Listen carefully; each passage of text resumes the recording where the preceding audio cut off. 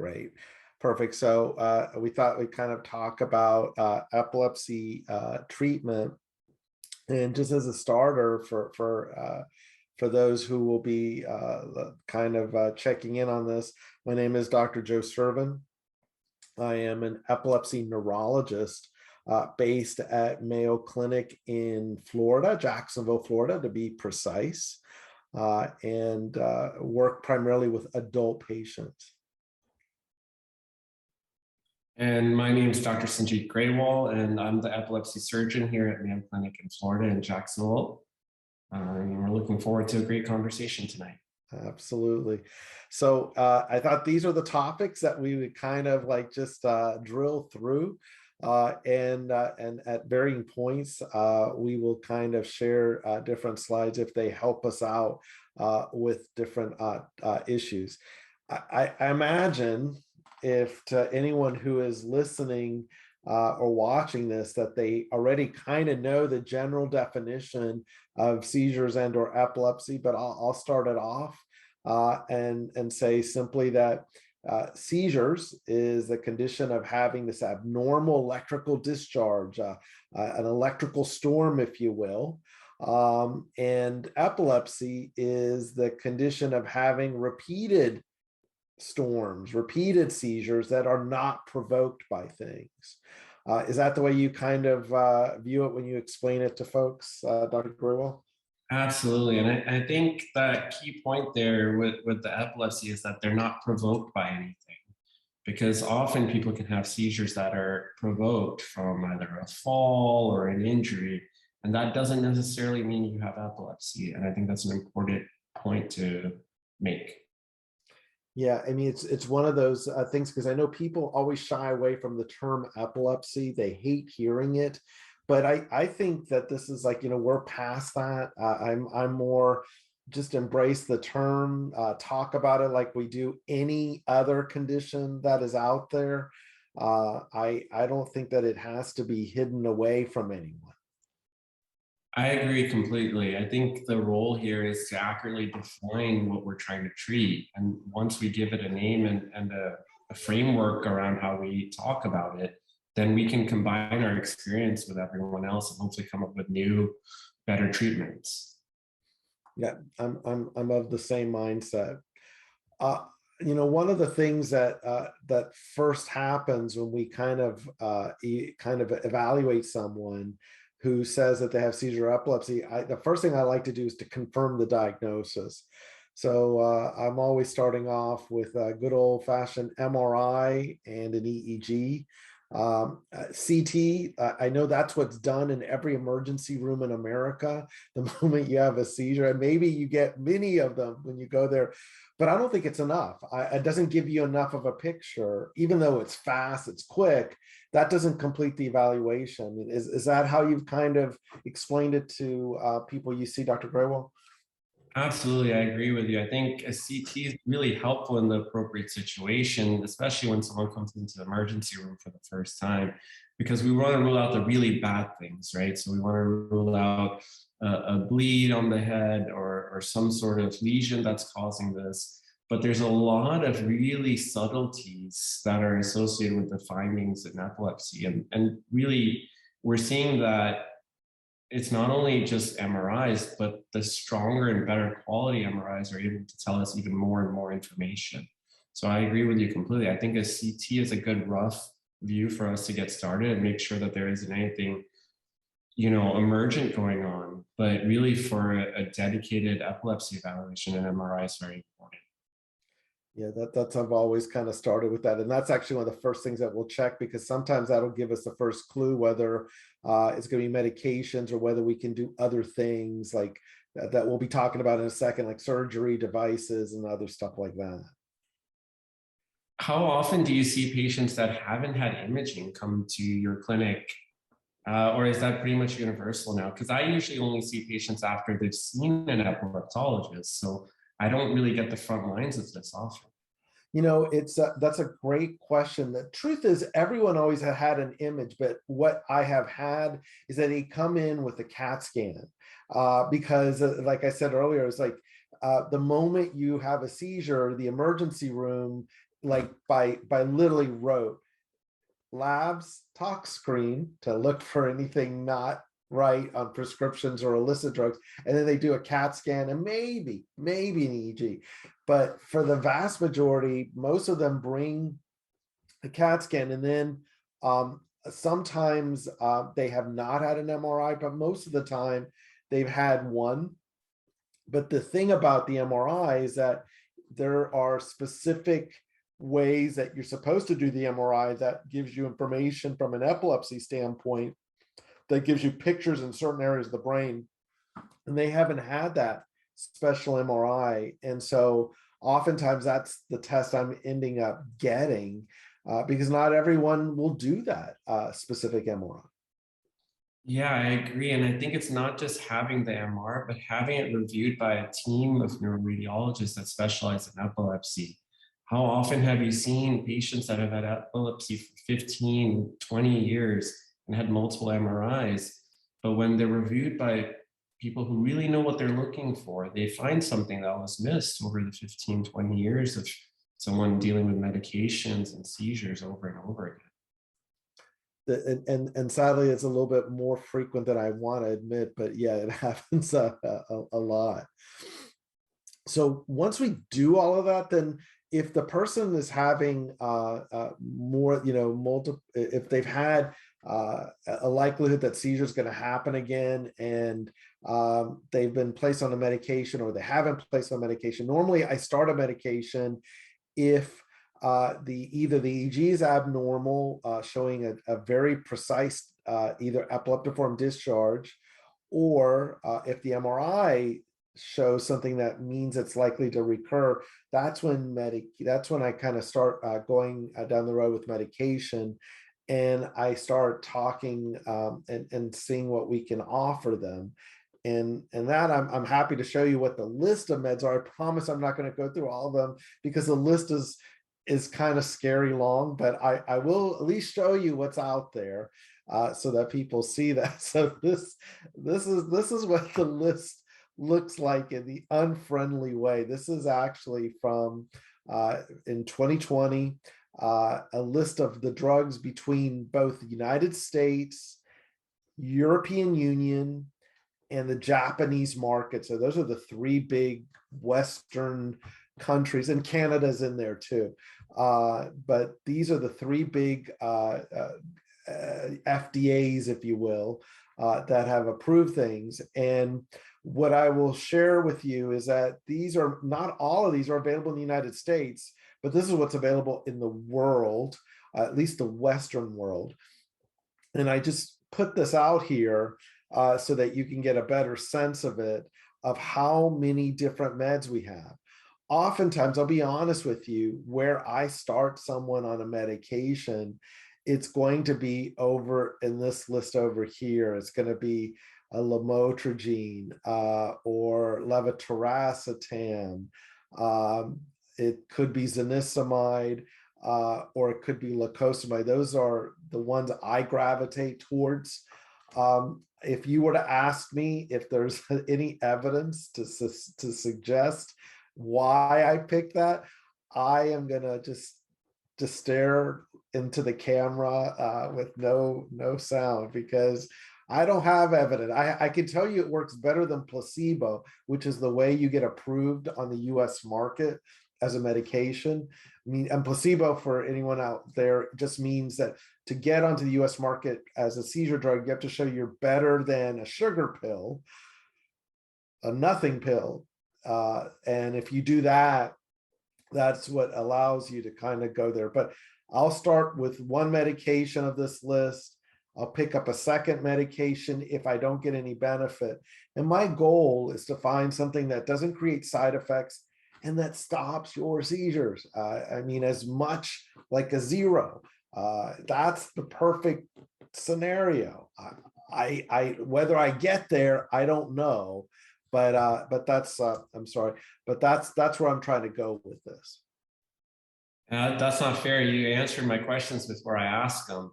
I apologize there. But it's a daunting list of medications to pick from.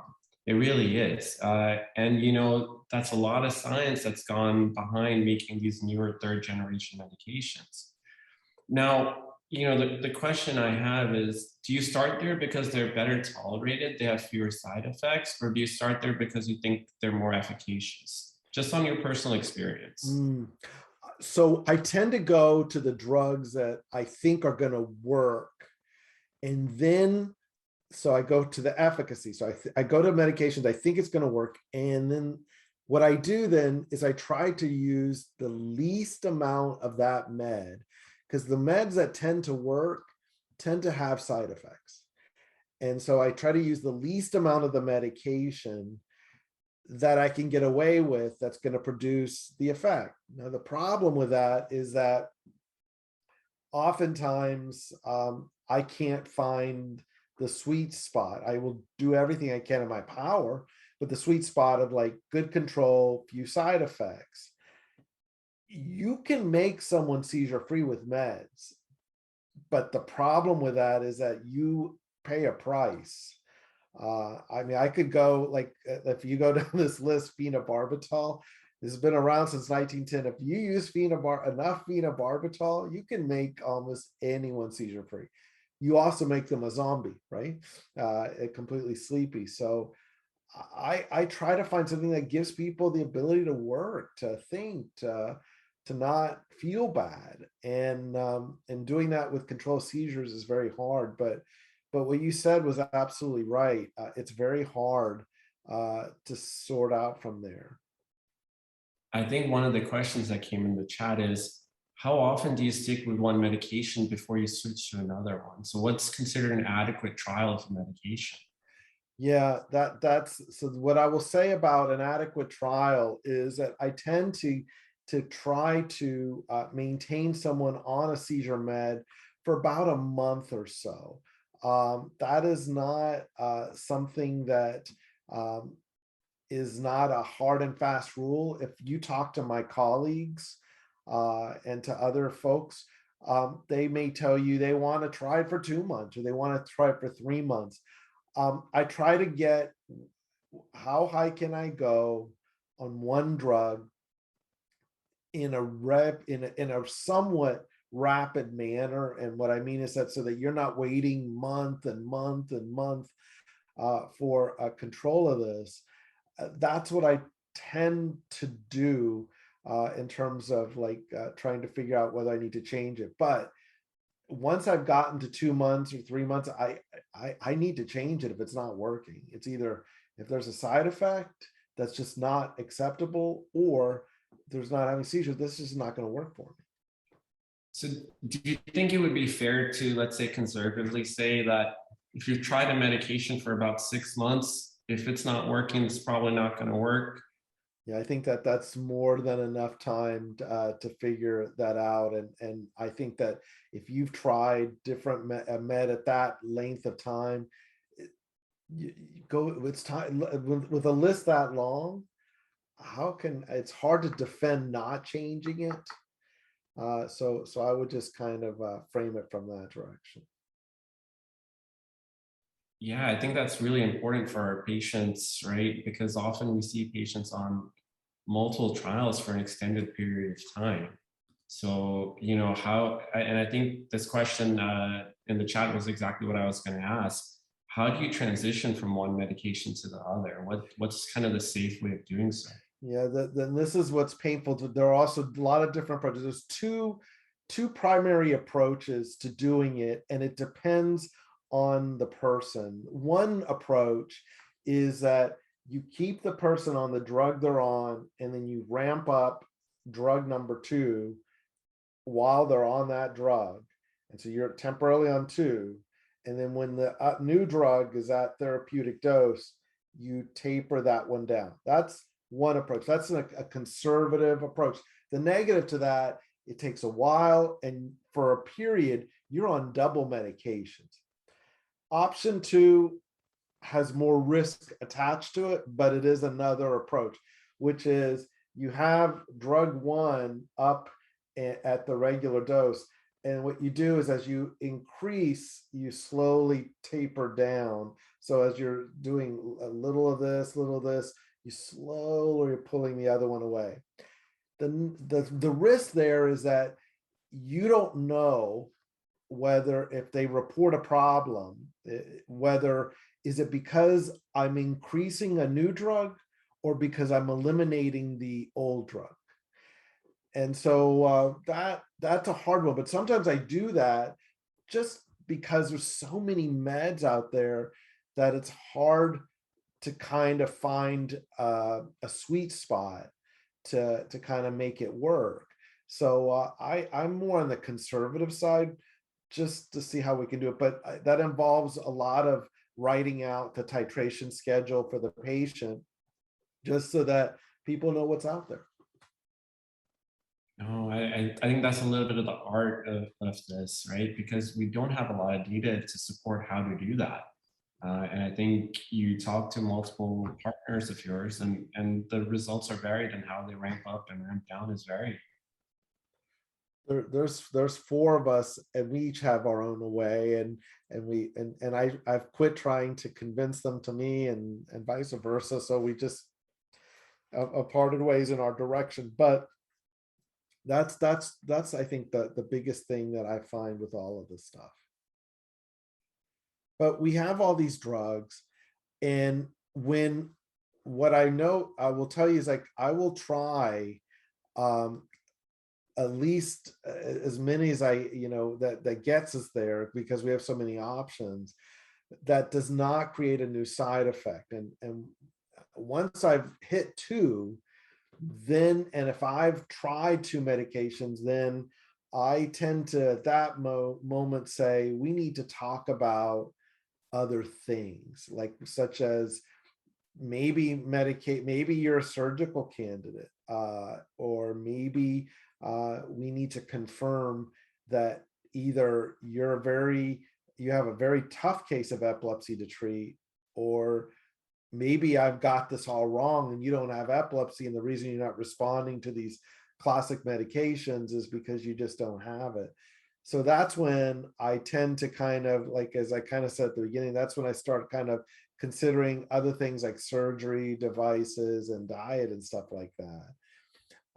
And that's when I start the process to kind of get them to someone to you like you. Well, and that's kind of what our practice guidelines say across neurology and neurosurgery, right? That if you've really not been able to stop seizures after two medications, the likelihood is less than 5%. So less than a 1 in 20 chance that we're going to find the right medication that stops this for you. So then we need to explore other alternatives. And that's where a team is really important, I think. Yeah, that's when we start getting into the other tests. Like we talk about admitting people for video EEG monitoring. We try to record seizures. By then, they've already had a routine EEG and MRI, but sometimes I'll get formal testing of memory and language. We look at their mood, and then we start to kind of talk, once we get those results, to see whether we should be talking about something like surgery or devices. And I mean, what do you, when you see someone down the road, and what are you looking for in terms of what's that important information you need to safely guide someone through this process, given that you're actually going to be doing the procedure? Yeah, no, absolutely. I rely a lot on my partners like yourself to make sure, one, that the diagnosis is correct, right? The last thing we want to do is surgery to try to stop seizures if you're not really having seizures. I think that's the first and foremost. The second is we rely on imaging. So we make sure that we know our best outcomes with surgery are if we can see something on the MRI. We can see something on the MRI and we can safely take it out. That's your best chance at stopping seizures and being off medications long term. So those are kind of two things I really look for. If that's not the case, then we try to understand, okay, do we know what side of the brain these seizures are coming from? Do we know more accurately where in the brain these seizures are coming from? And that's where things like the video EEG monitoring you speak about are very helpful. I've noticed recently there's been an increase in the use of something called ambulatory EEG, where patients wear the EEG machine at home, in their natural environment so we can see what their seizures are really like day to day. Have you found that helpful? And do you think there's going to be more of a trend towards that? Yeah, I think one of the things, and I think the answer is yes, and I think this has to do both with the pandemic and then and even before the pandemic, which is people sure going to the hospital to record seizures is been done for a very long time, but it's also very artificial. It's not very real. You're watched. It's not pleasant. I mean, sometimes you have to in the hospital because of the risk of emergency. But if there's a way of recording the seizures, even without medicines being changed or anything along those lines at home, I would rather do it at home. And I know most people would rather do it at home if it's going to give you the answer. And as I said, during the pandemic, everything was about keeping people out of the hospital. So the ambulatory seemed like a logical place to go. Having said that, though, there are some things that you can only do in the hospital. And so it's not like it's going to go away completely, but you can get a lot of information that way. How long can you do those for? So if someone's home with this and let's say their seizures are infrequent, they happen once a month, is it reasonable to say we can try something like ambulatory, or do we really need that artificial environment where we kind of speed up the process to try to record these seizures? Well, I think to your point that there was a comment in the chat that said I was great at having seizures during the video EEG process in the hospital. They only had to threaten me with keeping me awake all night. So I think so I think in some ways from our from monitoring, the person just highlighted one of the reasons why the hospital can be helpful. You can do things like sleep deprivation or take away their medicines to record those seizures. Again, the only thing I would say, you want to capture in the hospital what you're seeing at home, and so that gives you the more honest representation of what's happening at home, enough that you get a vibe of that this is what we're trying to eliminate. And wherever those seizures started from on that EEG or whatever showing up on the MRI is responsible for that, so that when we try to do surgery, that we know that they're going to have a decent outcome. And that's really helpful. And, I think that's where we really need to have a discussion with people about, okay, this is what we're going to be doing. We're going to keep you in the hospital for 3, 4, 5 days, and we're really going to start making it an unpleasant experience. We know that. But the goal is to get the information that we can stop these seizures. And I know we all sit together to talk about that information, but how do you how does that process look like in terms of the decision from monitoring unit to I'm going to see Dr. Grewal for potential surgery? Yeah, it's a process that involves a lot of people, right? So the first is whoever monitored you, the epileptologist. They're going to go through all that. So, those 5 days of EEG data, they're going to pick through that with a fine tooth comb, and they're going to see exactly what information they can get from that. So again, can we see these seizures? Can we see what side of the brain? And more importantly, can we see what part of the brain? Are they in the temporal lobe or the frontal lobe? The more information we get, the easier that makes it for us to do a targeted surgery to try to stop the seizures. Once that's occurred, then we all meet as a group, and that's the imaging specialist, so the neuroradiologist, you and your partners, the epileptologists, the surgeons, as well as, and really importantly, the neuropsychologists, who are going to make sure that we're not going to do anything in surgery that's going to affect who you are as a person, because our goal is first and foremost do no harm. So we're going to try to stop these seizures, but we're going to make sure that we're not putting you at any undue risk in doing so. So when we have this whole team together, and Dr.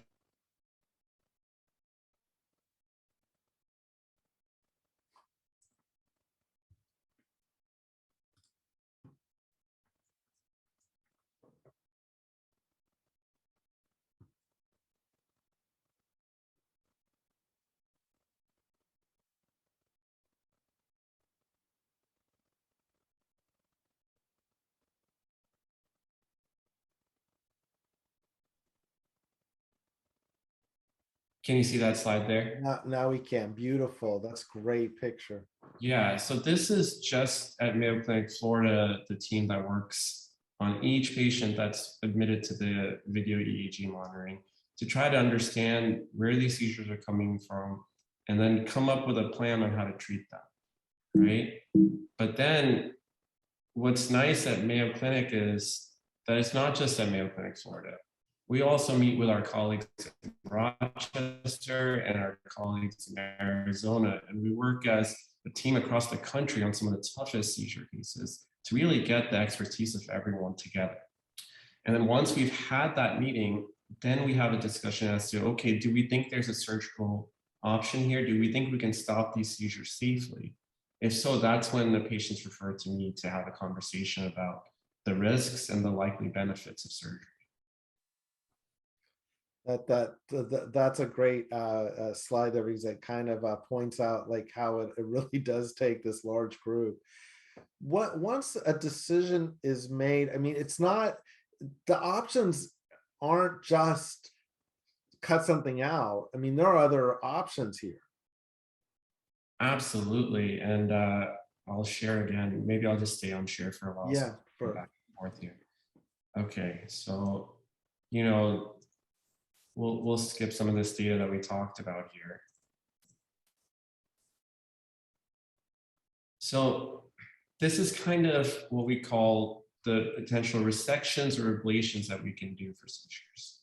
So for example, the most common thing that we see is temporal lobe epilepsy, or epilepsy that's coming from a part of the brain that's kind of right above your ear, behind your eye.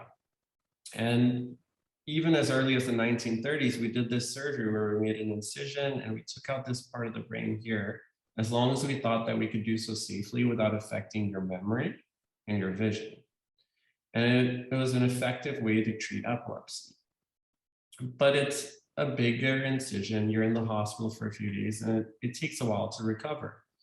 So we've tried to advance that in terms of surgical treatment. So we made the incision smaller, and we said, you know, there's a part of the brain called the hippocampus that's very involved in seizures. And sometimes if we just take that out, we can stop the seizures. And that's called an amygdalohippocampiectomy.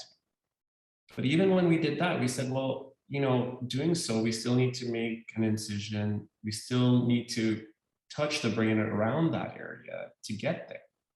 So that's where we started coming up with things like laser ablation. So you can see it's literally a pinpoint hole that we make. That's it. That's it. It's, you know, 3 millimeters is about the diameter of that hole. And patients go home the next day. Every single one of our patients has gone home the next day. Within 2 weeks, they're back to work. And you can be very, very selective in what you're doing. And not only that, we do this in the MRI machine, so we can see exactly what we're doing as we're doing it. So it not only improves the efficacy or the effectiveness, but the safety, because we know exactly where we are and what we're doing. Wow. We try to become a little bit even more, what we would say, less invasive with things like radiation. So there's a trial that looked at, well, could we radiate that part of the brain, not even have an incision at all? Unfortunately, that didn't work out quite as well as we would have liked. So we haven't found that to be better than doing something like a laser ablation. Okay. All right. Radiofrequency ablation is a very nice technique if you're already monitored. So for example, after your video EEG, if we think, you know what, we still don't quite understand where your seizures are coming from. We have a general idea, but we can't pinpoint it. Well, there's a technique called stereo EEG, where we put these electrodes, they're about as thick as a paperclip, into the brain and record directly from the brain. Well, one of the advantages of radiofrequency ablation is that when we have the electrodes there, if we know the exact spot, the exact electrode where that seizure is starting from, we can actually heat that tissue up around that spot and make it inactive to hopefully stop the seizures. So, you know, when we look at this, there's kind of a selectiveness. So this is the most invasive. This is clearly the least invasive of those. But there's also an effectiveness that changes. So we know that taking out more is more effective. We know that you lose about 3 to 4% in terms of effectiveness by going to something like amygdala hippocambectomy. The laser ablation is about as, it's about as good as the amygdala hippocambectomy in terms of stopping your seizures. And the radiofrequency ablation is not quite as good, but it's one of those things that there's not a lot of added risk since we're already there.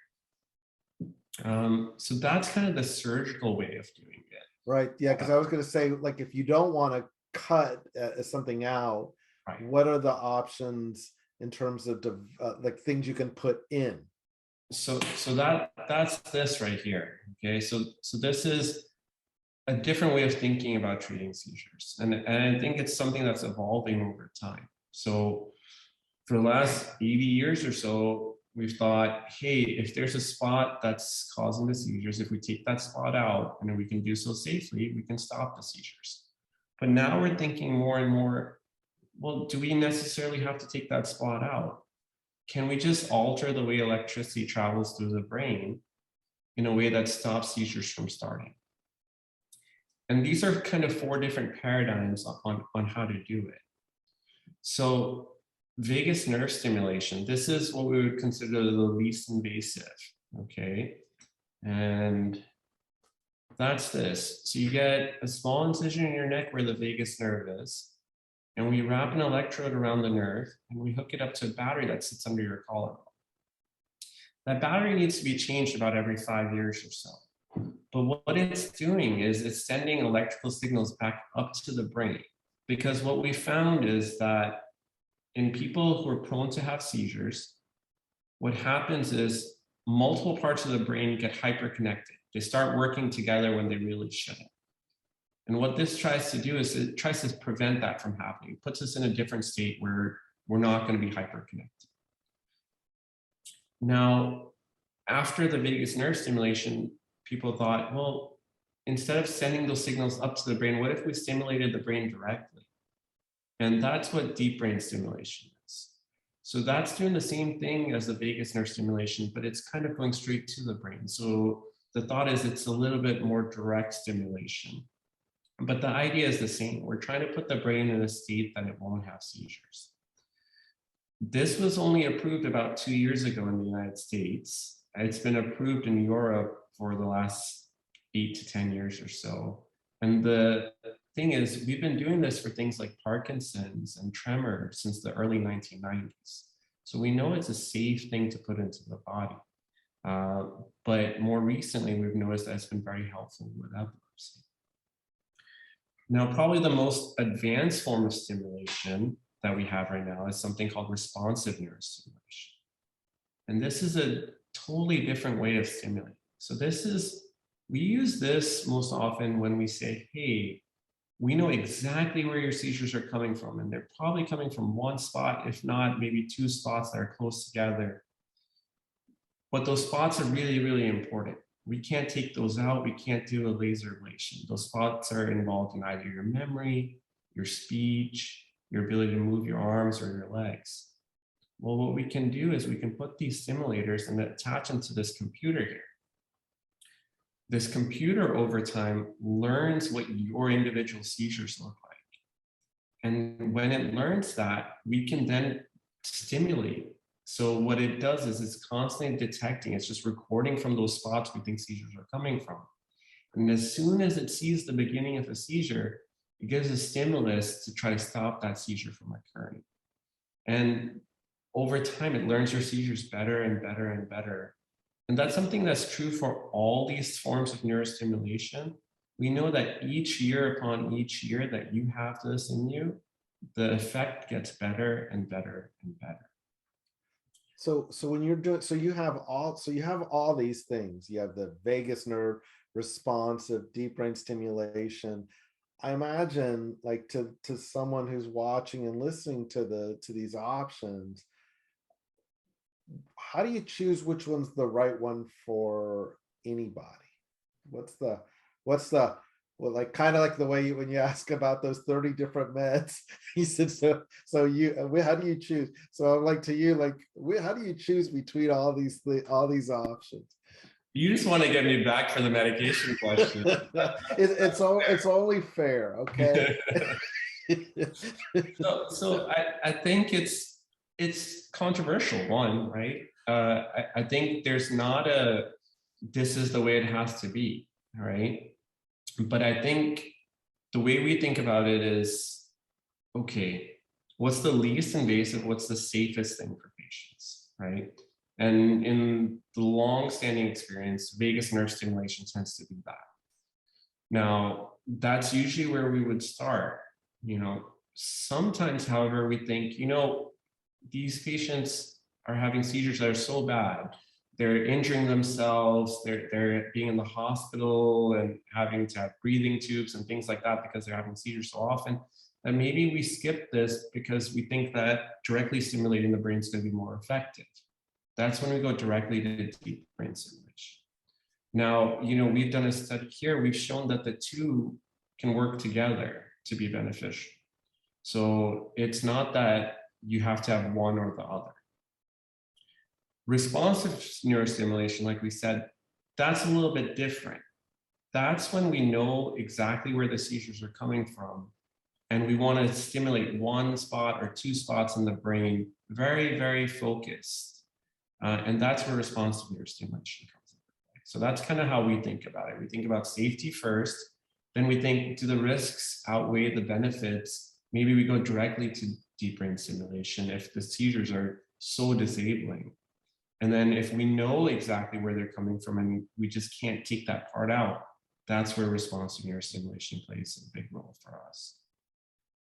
But at the end of the day, if it's a choice between these devices versus cutting it out, does cutting it out win because it's the one that's going to get us the best response? That's a tough question that's not really been answered, right? So as of right now, yes, absolutely. So when we know that the best responses come from cutting it out if we can, but we've never really stimulated patients in more direct ways like deep brain stimulation or responsive neurostimulation when cutting it out was an option. Yeah. So we kind of select the patients that have the toughest to treat epilepsies, and we put them in the stimulation group. So I think we have a selection bias there. And that's because we know people do so well with surgery, as in taking it out or ablating it. We don't feel that it's right to stimulate them and give them, not the chance of being seizure-free right away. So, I think there's probably a little bit of debate about that as to what the appropriate thing to do there is. But we know that if there's something that we can take out, that's our best results. However, we've never really stimulated those patients to see would stimulating work just as well. Do you think with regards to like what, the big question that always comes up on the med side is the side effects? Does one of these versus the other have more side effects, so to speak, or is it all pretty similar? I think it's all pretty similar. I think the vagus nerve stimulation has the most noticeable side effects. Yeah. Right? Because the vagus nerve controls also your voice. So often people notice initially when we're turning it on that they'll have some hoarseness in their voice, or their voice will deepen or soften because of electrical stimulation. As your nerve gets used to stimulation, that becomes less and less noticeable and less of an issue. However, that's probably the thing that as a patient, I would notice the most.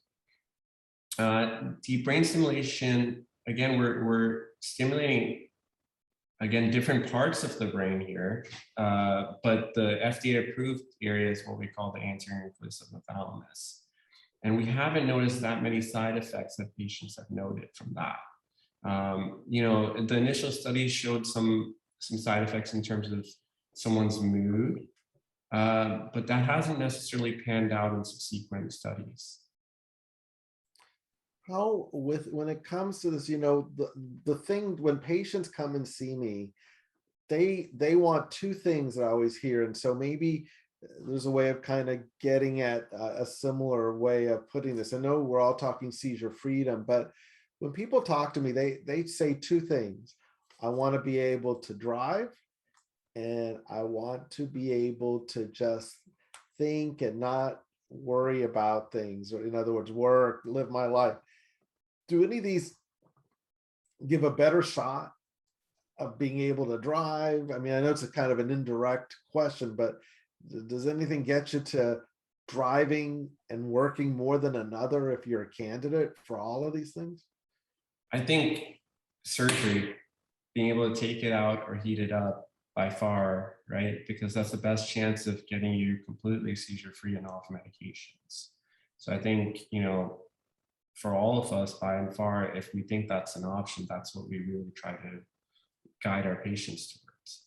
But when we talk about stimulation, it's different, right? Because with stimulation, there's kind of, what we talk about is at least 6 months of being seizure free, right? And the reason we care about 6 months of being seizure free is because in most states, that's what it requires to drive. Now, this changes from state to state. So for patients that are listening, you really need to look at your own state's regulations.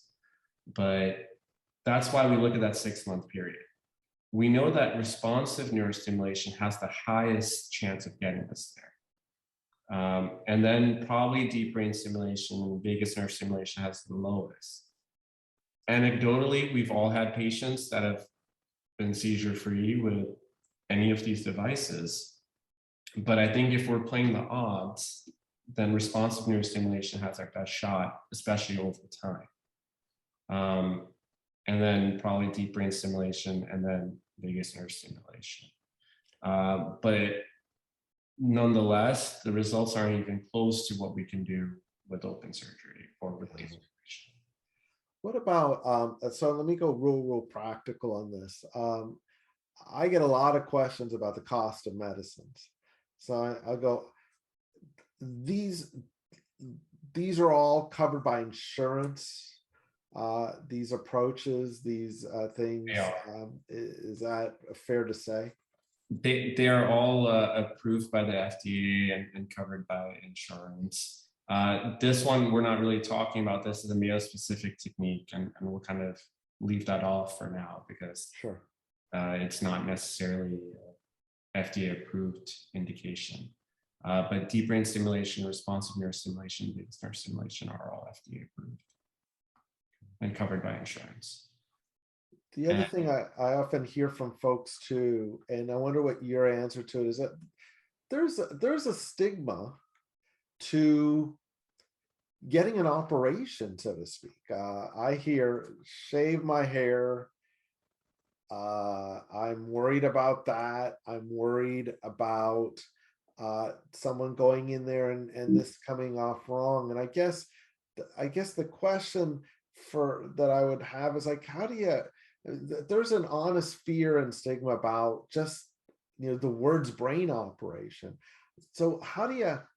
I mean, you do it for a living, and I work with you, so I'm not afraid of it anymore. But the question, how do you kind of address that, given all of this, the other side of it, which is the seizures themselves?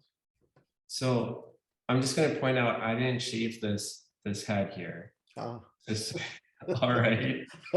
I assumed you did, by the way. No. Okay, so that's important. All I would need is just a little area around there. So most often in ladies that have long hair, we can just part the hair and not necessarily need to shave a large amount.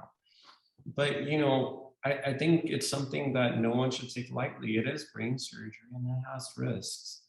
But we weigh those risks against the risks of continuing to have seizures. And I think we have a very candid and frank discussion with our patients. Again, like you said, this is something we do all the time. So for us, we know what the outcomes are. But when it's your family member, you want to make sure they understand. And they understand that there's risks involved.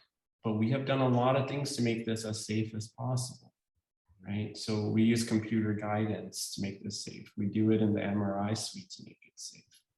And our experience over time. So, we've been doing this as surgeons for the last 70, 80 years. So when you look at our papers or the scientific journals, they all show that the safety of these has improved vastly over the last 20 to 30 years. I see a question in the chat to you, which is, can the brain become immune to being stimulated? That's a really, really interesting question. And the answer is, it depends what you're stimulating for. With epilepsy, that's not necessarily the case. So we haven't seen that. In fact, what we've seen with epilepsy or with seizures is that the longer we stimulate, the better people do. Now, there's other things, for example, facial pain and things like that, where we're trying to distract the brain. When you're trying to distract the brain, then yeah, the brain can get used to having the same amount of stimulation over and over and over again.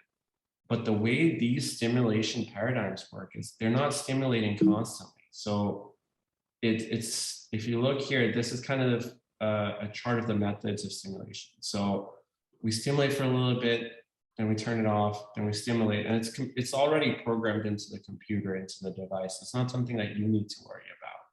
But what we do is we stimulate in a certain way that the brain doesn't get used to it. But that's a really good question. Yeah, that is, because I know in meds, there are some that you have a honeymoon period and it goes away, but I think these seem to last long. They're more durable from what I've seen. Right. I mean, we have patients with vagus nerve stimulators for 20 years now that each year has gotten better. And responsive neurostimulation, they just released, I think, their 9-year data on their large trial. And it showed that each year it got better and better and better the longer it was in you. So again, we're stimulating a different way. And what we're trying to do here is we're trying to change the way electricity flows to the brain. So that, you know, there's stimulation and then there's something we call modulation. So this is truly modulating the activity of the brain, where the stimulation is just our way of doing so.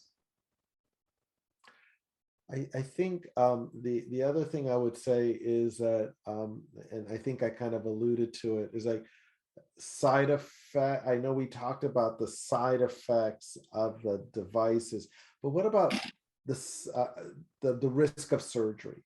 That's the other piece that always gets everyone to take a second, intense thought process. What are the risks when it comes to, on the surgical side, the technique of cutting out or putting in? Correct. So, I think the risks kind of vary depending on one, what you're doing, and then two, where you're doing it, right? So when we talk about general, the risks of any surgery are bleeding, infection, stroke, or potentially even passing away from something like a reaction to the anesthesia. Now, those are extremely rare that they occur, but they're risks anytime that we do something like this. However, the risk of bleeding is very different for vagus nerve stimulation versus something we're doing in the brain. Bleeding around your collarbone is a lot easier to handle and take care of than bleeding deep in the brain. So I think you really need to know what you're going to be doing and have an informed discussion about it. But overall, I would say the risk of anything like that is less than 5%, so less than 1 in 20.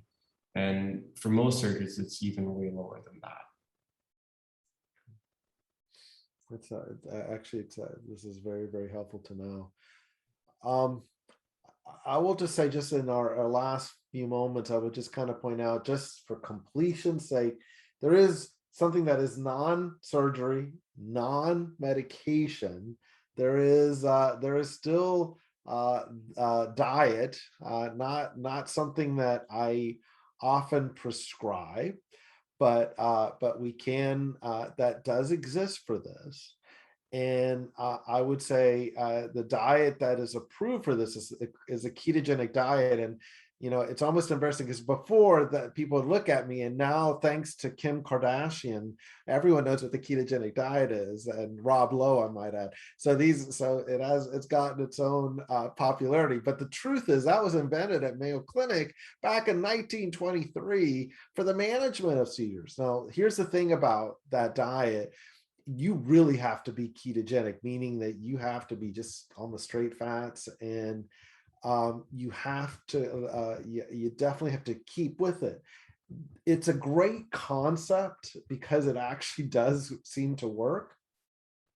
What's difficult about it are two things. One is human beings like to eat carbs, and the brain cells likes carbs for activity. So that's a very tough thing to do. But there are some people that food is just not an issue, and they can do it. And more power to you. And the second thing is you have to watch for fats in the blood, cholesterol and triglycerides. But I'd be remiss if I didn't throw that out there, because that diet, we do it more in kids than we do in adults. But it does exist, and I want to be very complete. And my last thing is like the med that just doesn't stop. So everyone will always ask me the good old CBD question. And now, CBD is approved for very specific types of epilepsy. There's a prescription strength and there's a dispensary version. Prescription strength is covered by insurance. It's been studied through the FDA process. It is for and insurance will only cover it for these very specific indications. Something called Dravet syndrome in kids, Lennox-Gastaut syndrome in both adults and kids, and now for seizures associated with the tuberous sclerosis complex.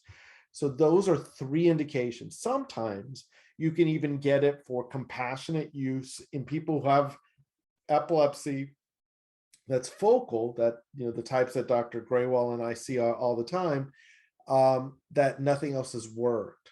All I will say that prescription strength, that's the way that works. Now you can go to any dispensary, certainly in every strip mall in the city, in every part of Florida I've ever been in, there is a dispensary. Not that I'm frequenting those, but I'm just pointing out there is a dispensary everywhere. And the reality is they may have, and they may list things as CBD, but theoretically, if a grower produced very pure CBD, like pharmaceutical grade, which is 98 to 99% pure CBD, okay, then more power to you. The problem with the dispensaries is that they're not regulated very well. And so they can put up any sign they want, and you're stuck. It's as good as the grower, as the person's in front of you.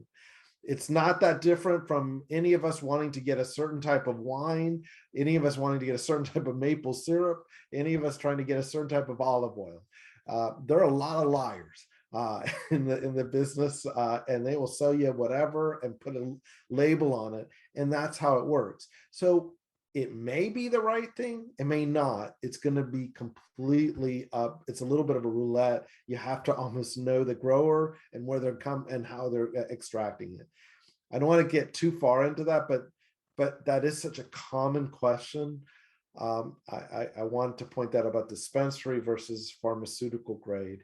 And the last thing is that CBD is like a drug like anything else. And what I mean by that is that it has side effects and it has drug interactions. So you definitely have to watch and monitor it. Having said that, there's no reason we can't use it, and we do prescribe it.